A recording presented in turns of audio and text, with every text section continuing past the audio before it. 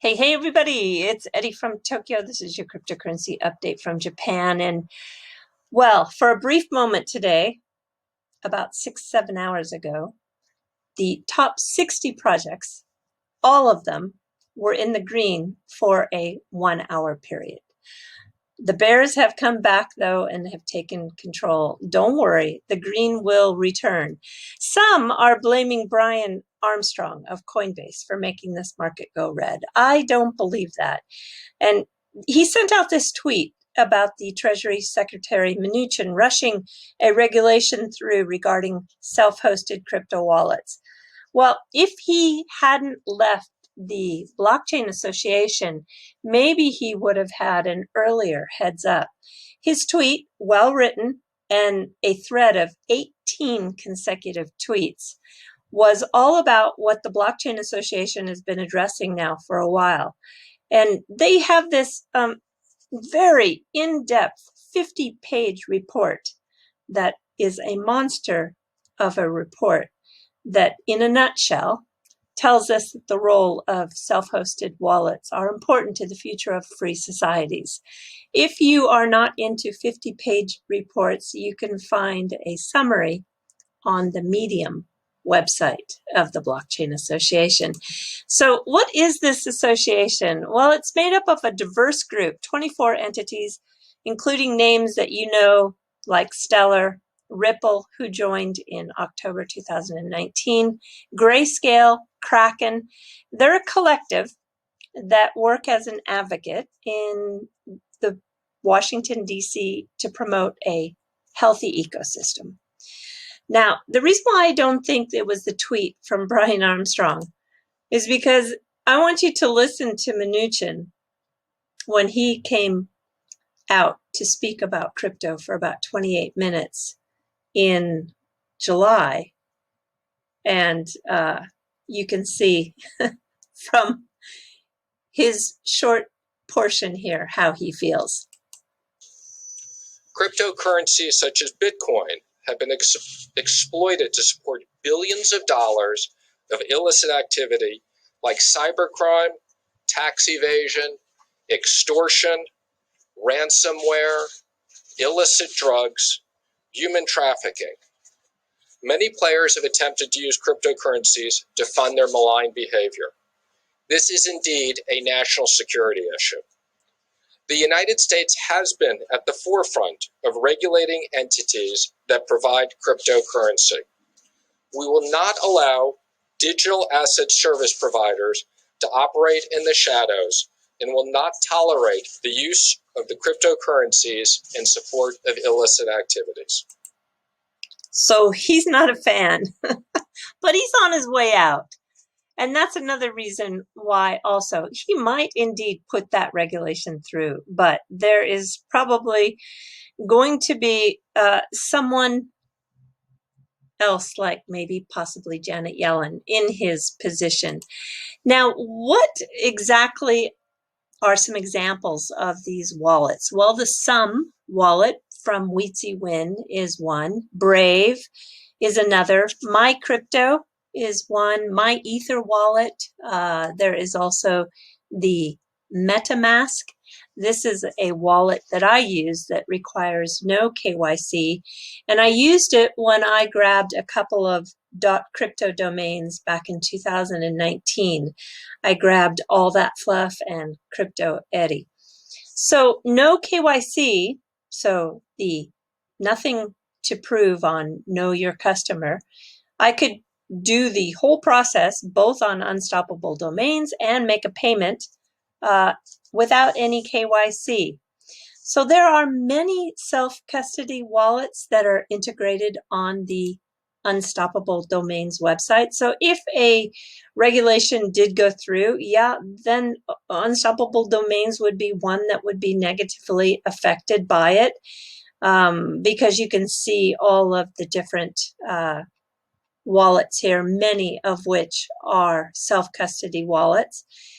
So I don't know, Janet Yellen, we don't have a lot of her opinion about crypto recently. We can find that back in 2018, she said outright that she wasn't a fan, but recently she just made comments that she likes blockchain technology. But as you know, and as Brian Brooks says, you can't just like blockchain technology and not like cryptocurrency because they go hand in hand. So I don't know. We really don't know how she feels. There has been so much change from what people were saying in 2017 and 2018 to what they're saying recently. So jumping back to Brian Armstrong, the list of exchanges announcing their partnership is growing. Today we heard that Bitso in Mexico, the ODL partner for Ripple that uses the digital asset XRP for remittances in that US to Mexico corridor, they announced their support. And also I see that the Poloniex customer support also just tweeted out that they are going to participate. So I don't know, when you see the tweet from Flare, they said that of the large exchanges, the only one Flare has had no meaningful conversation with is Coinbase. And at this point, it is unlikely that they will have sufficient time to undertake the work necessary to support the distribution. So you can see these supporting exchanges, and that is being kept pretty current on there. So if you are on Coinbase and you want to participate, well, as it looks like it's unlikely they are going to participate. Now, Pomp had a very fun, interesting podcast with the CEO of Ripple, Brad Garlinghouse. And much of the 40-minute discussion was about regulations. But one wow point for me was that more than 90% of the RippleNet customers are outside of the US. And they do expect this 5x year-on-year growth. The one clip, though, that is floating around on Twitter, and it was shared by Stephen Boldiep. It's 16 seconds of pure gold. I want you to be in a safe place to watch this. So if you're listening to this video and you're driving, please, please, please be careful. But you have to really watch this to get the humor because most of it comes from viewing. So this is the portion of the podcast. It's just great. It's gold. Okay, well, let me ask 2 questions. Okay. Do you think the Chinese Communist Party could, if they wanted to, control those 4 miners? No.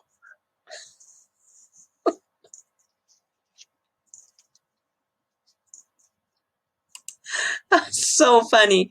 So they were having this friendly debate, if you will, that Pomp believes that just because they have the hash power in China, he doesn't believe that the government could step in and take control of those miners. And then this clip came with that portion, and it just cracks me up. Just so funny. All right, this is the official announcement from Zinfin. And remember, I had the CEO and co-founder Atul on my channel for an interview, and he said there was a coming announcement, and this is the announcement. They're delighted that the official XDC is coming to the Corda blockchain, and that the Cordite will move their symbol to XKD for their digital currency. So that is now totally official. And yeah, I want everybody to really, really be at the top level of their knowledge in this space. And what I want to bring to your attention is that RippleNet and Mr. Kitao and the company Ripple are actually changing the world here in terms of payments in Japan. And I want to explain what's going on. Now, everyone knows that this is a very old slide from Everest, which is an NTT Data company. And yeah, it was really great when it was discovered I think it was discovered by the love for crypto. And it's, remember, nearly 4 years ago. And Everest has really shifted their focus. But what I want to point out to you is that Mr. Kitao is going head to head with NT Data right now. So you have to understand that NTT Data has CAFIS. CAFIS stands for Credit and Finance Information Switching System. And it's Japan's largest payment platform that started back in 1984 with a wide range of cashless payment options, but it's connected to almost all credit card transactions in Japan. Ripple's DLT, Distributed Ledger Technology, replaces CAFIS with MoneyTap. And this first started to emerge in the media back in October of last year. And then Mr. Kitao began to be very vocal about the high fees that CAFIS and declared it unnecessary this last summer in the process of many interviews that he had about his regional banks creating this fourth mega bank concept that he's really successfully doing through investments in these smaller banks to create one big mega bank. Now, MoneyTap is part of the tool for these smaller banks to stay competitive. And he's made that very clear. And he has really pinpointed these high fees that CAFIS has been charging. And even Emi Yoshikawa, I think this is in when is this? February 2020 of this year. She was also tweeting the fact that the technology, Ripple technology, and the platform MoneyTap was going to be able to, avoid, this technology would avoid having to use the high cost infrastructure of CAFIS. So it has been very big topic here in Japan. And then right after he became vocal, Mr. Kitao, the Japan Fair Trade Commission, the JFTC, published this research report and put NTT Data in the spotlight. And it's not the kind of spotlight you want to be in. Well, it had an effect because in October, NTT Data said that they would apply a new rate, a price revision, and they would price down for payments that were under 1,000 yen, which is about $10. Can you believe that even if you used a credit card and just charged, let's say 100 yen, which is about $1, you would be charged $3 and roughly 15 cents US for making that dollar payment. It was a crazy high amount. So they have reset the new fees, and they're going to have a minimum now, a new minimum of more than 1,000 yen, which is more than $10, but still unbelievably high. You think that you just make a credit card payment for a little over 10 US dollars and you're going to be charged $3.15 yen still. It's crazy. So Ripple, the company, as most of you know, has decided to invest in MoneyTap, and that is for the international expansion, which will use the digital asset XRP. And this is totally supporting the move away from NTT Data. And they are, for the first time, I think, really experiencing some real competition, not only from MoneyTap, but a lot of those other cashless payment options like PayPay, which is partnered with SBI, and also Line Pay. So that slide that's from 2017, yeah, it's a presentation that's just not relevant today in 2020. And things are changing here in Japan because of that pressure from these apps like MoneyTap. Now, this one I want to really highlight, and it is a scam. It's a fake website, and it has this incentive payout where it tells you that if you are a holder of XRP, that you can get 5 to 27% of your current XRP value if you register with them. And it's pretty convincing. It is on a Ripple Insights like page, very current. They just published it on the 26th of November. Please be careful. Don't touch it. Do you see the URL? It is ripple.com.so. .so is a internet country code top level domain for Somalia. And when you go and you actually look at who registered this, you can see this is the website, instantly move money to all corners of the world, ripple.com.so. The registrar is actually a company that is in Germany.